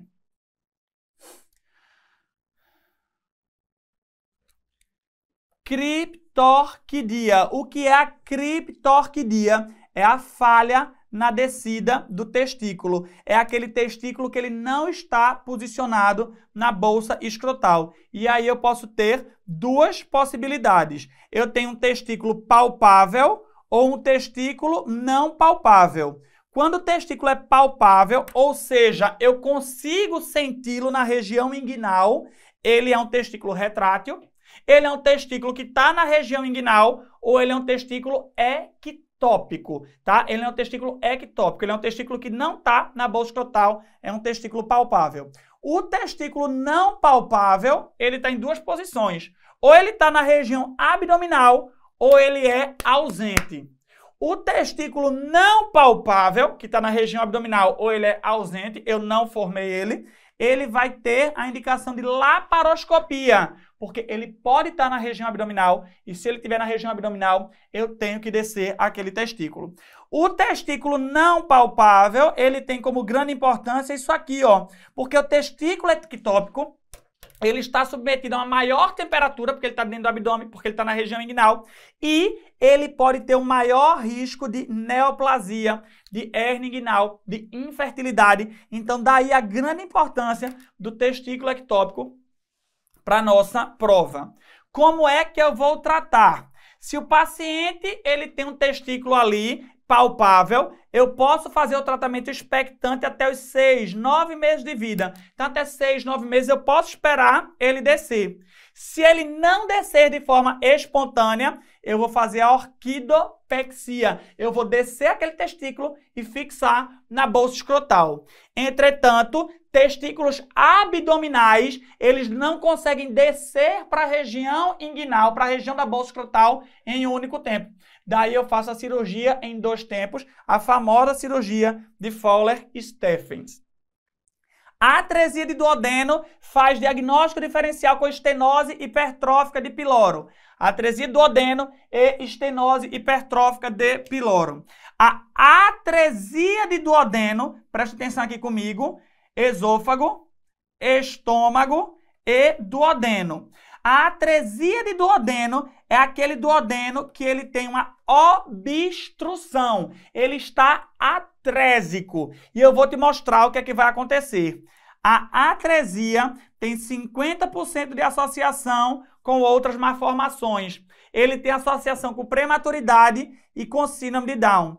E o que é que eu vou ter? Pensa aqui comigo. Eu tenho o piloro. Aqui está meu piloro. Meu paciente mamou. Ele bebeu leite, ele bebeu ar. Ele engoliu ar junto com leite. Ele tem uma obstrução no duodeno, motivo pelo qual ele vai ter uma bolha de ar aqui no duodeno, que não vai passar, e uma bolha de ar no estômago. O que é que eu tenho na radiografia? O famoso sinal da dupla bolha. E outra característica muito comum. Aqui está o seu pâncreas drenando secreção bílio-hepática. A secreção hepática, a bile, ela não progride, o paciente vomita vômitos biliosos. Fui claro? O tratamento é um tratamento cirúrgico. Agora, olha a estenose hipertrófica de piloro. De novo, esôfago, estômago, duodeno. O problema agora está no piloro. Se ele engolir ar, o ar vai passar para o duodeno? Não. Então, ele não faz sinal da dupla bolha. Se ele tem ali a secreção biliopancreática sendo eliminada, aquela secreção ela vai voltar para o estômago para ele ter vômito bilioso? Não, porque meu piloro está fechado. Então, ele não tem vômitos biliosos. Este paciente aqui tem como problema a hipertrofia da camada muscular do piloro, estenose hipertrófica do piloro. Ele nasce normal e depois de algumas semanas ele começa a ter vômitos não biliosos. O diagnóstico é confirmado pelo ultrassom e o tratamento é a famosa pilorotomia para resolver a vida do nosso paciente. Criança de 1 ano e 6 meses, masculina, é trazida pela genitora ao ambulatório de cirurgia pediátrica. ausência do testículo direito na bolsa escrotal. A mãe nega outras comorbidades. Ela foi nascida a termo e com peso adequado para a idade gestacional. Testículo direito não palpável na bolsa escrotal e canal inguinal. Testículo esquerdo tópico, ou seja, ele tem um testículo não palpável. Se ele tem um testículo não palpável, esse testículo ou é ausente ou é um testículo abdominal. Concorda comigo? Então vamos seguir. Indique as duas principais complicações relacionadas ao diagnóstico: infertilidade, neoplasia, torção testicular, hidrocele, hérnia inguinal. Exame mais indicado: quando o testículo ele é não palpável, o grande exame é a videolaparoscopia. Tendo em vista que o testículo direito foi identificado no retroperitônio, é um testículo abdominal, o que é que eu indico? Cirurgia em 2 tempos, orquidopexia em 2 tempos, cirurgia de Fowler-Stephens. Gabarito tá todo aí na tua tela. Dando sequência, vamos falar de escroto agudo. É um assunto super rápido, mas que tem chance de cair na tua prova. Escroto agudo. Escroto agudo, na nossa prova, só tem 2 diagnósticos diferenciais. É uma dor testicular. Então, na tua prova, um paciente com dor testicular, ele tem 2 hipóteses. Ou ele tem uma torção testicular, o ovo dele virou, ou ele tem uma orquiepididimite. Como é que eu vou me ligar que a prova está me levando mais para torção ou para orquiepididimite? Trouxe aqui para você. A torção testicular, ela é grave. O paciente pode ou não ter uma história de trauma recente. A ultrassom vai mostrar a ausência de fluxo ao Doppler daquele testículo e o tratamento é de urgência, é a orquidopexia. Fora isso, a gente vai ter a orquiepididimite. Na orquiepididimite é um processo inflamatório infeccioso do epidídimo, do testículo. Quem é o paciente clássico? É o jovem com vida sexual ativa. É um paciente com corrimento associado. O diagnóstico é feito através do ultrassom e do laboratório, inclusive no sumário de urina eu posso ter um sumário infectado e o tratamento é antibiótico. Mais uma vez, estão querendo me matar de calor. Vamos agora resolver aqui a nossa questão. Homem, 20 anos, dá entrada no pronto-socorro com dor em testículo direito há 2 horas. O que é isso? É um escroto agudo. Nega sintomatologia semelhante prévia. Refere que tratou gonorreia há um ano. Eita, pororoca suja é essa, hein? Tá botando esse negócio aonde? Uma gonorreia ali atrás. Agora ela vem mais bosta pela frente. Ao exame físico, bom estado geral. Temperatura ok, frequência ok, pressão ok. Abdômen plano, flácido, indolor à palpação. Edema em bolsa escrotal. Dor de forte intensidade à palpação de testículo direito. E testículo esquerdo, sem alteração. Principais hipóteses diagnósticas. Ou ele tem uma torção, ou ele tem uma orquiepididimite.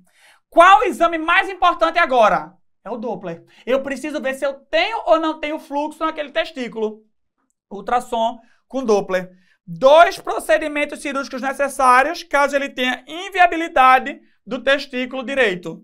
Se ele tem inviabilidade do testículo direito, eu vou tirar o testículo direito e eu vou fazer a orquidopexia contralateral para evitar que o outro testículo torça em outro momento e ele perca ali a sua função reprodutora. Gabarito está todo aí na nossa tela. Vamos dar sequência, vamos falar sobre doença do refluxo, tenta resolver essa questão e Tito discute já ela junto com vocês. Doença do refluxo gastroesofágico. Eu sei que você está cansado, mas por favor, aguenta aqui comigo. Falta bem pouquinho slide, eu prometo. Pessoal, quando a gente fala de doença do refluxo, eu estou falando do refluxo patológico, porque o refluxo gastroesofágico ele é super normal. É super comum que eu encontre secreção gastroadenal na região esofágica. Entretanto, quando eu tenho uma disfunção do esfíncter esofagiano inferior e aquele esfíncter apresenta relaxamentos transitórios e frequentes, aí a gente está diante da doença do refluxo gastroesofágico. Uma condição que pode não causar, mas predispor mais facilmente a essa patologia é a hérnia de hiato. Na hérnia de hiato, tipo 1, em que a junção esôfago-gástrica ela está dentro do tórax, a gente tem uma chance maior da doença. Na tipo 2, a hérnia que a gente chama de rolamento, a chance não está aumentada. E na hérnia tipo 3, que é a hérnia mista, em que eu tenho uma alteração na colocação, na topografia da junção e o rolamento do fundo gástrico, a gente também tem mais chance de desenvolver a doença do refluxo.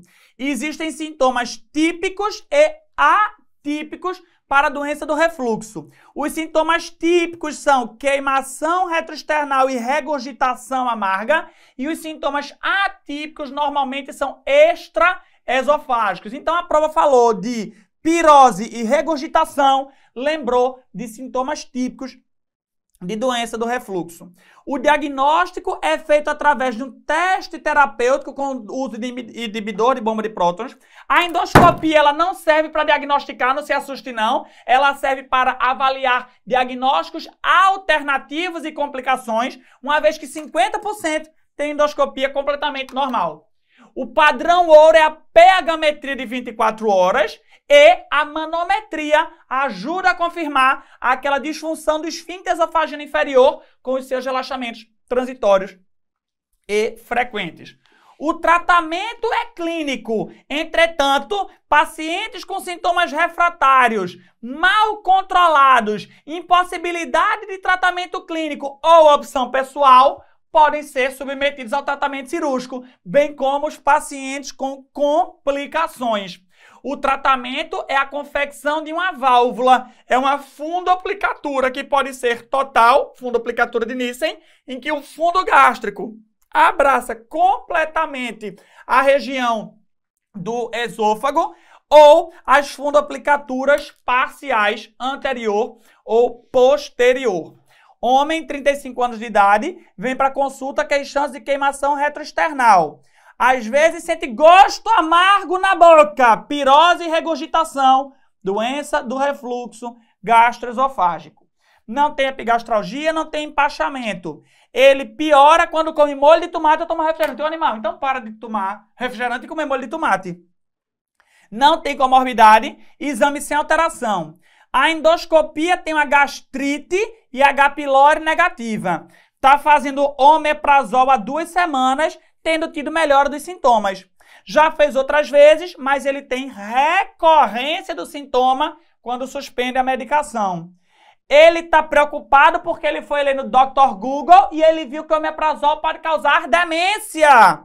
Ele queixa-se também de dificuldade de tomar a medicação regularmente. Ou seja, a questão está te dizendo, opere este paciente. Ele está com medo de demência, ele está esquecendo de tomar o remédio, ele quando suspende, ele recidiva os sintomas. A questão está te induzindo a operar esse paciente. Hipótese diagnóstica mais provável e o exame para confirmação. Doença do refluxo, pH-metria de 24 horas. A conduta específica e de eficácia comparável, alternativa ao tratamento que ele já faz. Ele faz o tratamento clínico, outra opção de tratamento é o tratamento cirúrgico. São as fundoplicaturas. A causa de demência que raramente pode estar associada ao uso prolongado do omeprazol. Não sei, isso é clínica médica, brincadeira. O uso prolongado do omeprazol, ele vai diminuir a produção de fator intrínseco, e o fator intrínseco é extremamente relacionado à absorção da vitamina B. Então, o paciente pode fazer um quadro demencial por síndrome desabsortiva da vitamina aí por um problema na absorção, na produção do fator intrínseco. Então, a questão está, mais uma vez, completamente gabaritada. Falta só mais esse, prometo. Esse aqui é bem rapidinho, falta bem pouquinho para a gente chegar aí e acabar a nossa aula. Colite pseudomembranosa. É o último assunto que eu quero discutir com vocês hoje. É uma infecção no cólon, inflamação no cólon, que vai fazer aí pseudomembranas.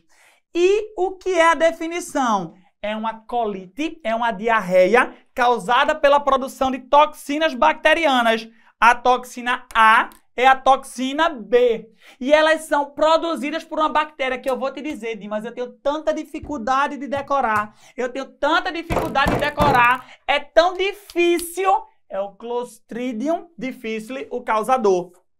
E os antibióticos responsáveis são o CFC. Lembra do buraco da camada de ozônio? É o CFC. É a clindamicina, a fluoroquinolona e as cefalosporinas, os principais antibióticos relacionados.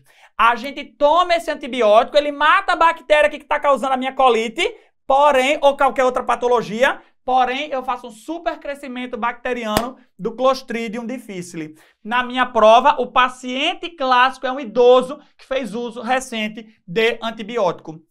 O diagnóstico é dado através da colonoscopia, em que eu flagro as pseudomembranas, através da pesquisa das toxinas A e B, através de ELISA ou PCR, através da coprocultura e, mais recentemente, dosando o antígeno GDH. O tratamento é com vancomicina ou metronidazol via oral. Mais recentemente foi liberada a fidaxomicina para o tratamento desta patologia, colectomia em casos graves ou transplante fecal para reposição da flora colônica daquele nosso paciente. 56 anos, 7º dia de internação para tratamento de pneumonia. Com o que é que eu trato pneumonia? Com antibiótico. Eu comecei antibiótico e ele tem aí uma grande diarreia, uma colite, muco e sangue. Não tem comorbidade, a pressão está ok, a frequência está aumentada, está querendo fazer uma febre aí.